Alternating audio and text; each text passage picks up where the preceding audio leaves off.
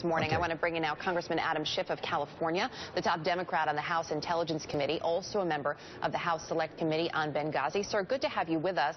Thank you. So much talk, obviously, this morning about Iran and this nuclear deal, which is set to finally be put into place. I know initially you were skeptical of the deal before supporting it. Based on everything we've seen, even in just the last 24 hours, does that at all change how you feel about this deal? Well, I think what we have seen over the last few months is that Iran is determined to comply with the agreement. They're shipping out their uranium. They're taking the steps they need to in terms of destroying the reactor core at Arak, pouring concrete into it. So these are the kind of things that have to take place. They are taking place.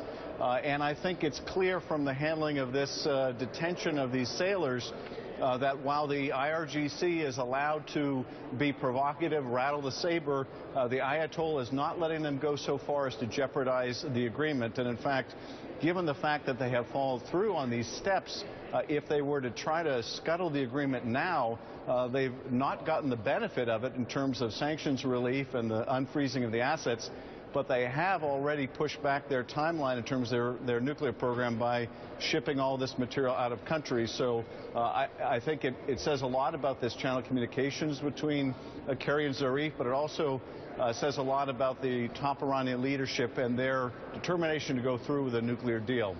There is still that saber rattling, though, that you mentioned from the Iranian Revolutionary Guard. And we look at what's happened. There's this detention, the statement, of course, talking about troublemakers in Congress, then also Iranian warships firing near the USS Harry Truman as of late.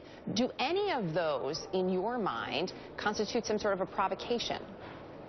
Well, I think they're all provocations, but I think what we're seeing is this internal fight going on within Iran in the lead up to the elections, where the hardcore are trying to disrupt. They don't like the nuclear agreement. They don't want any kind of rapprochement between the U.S. and Iran.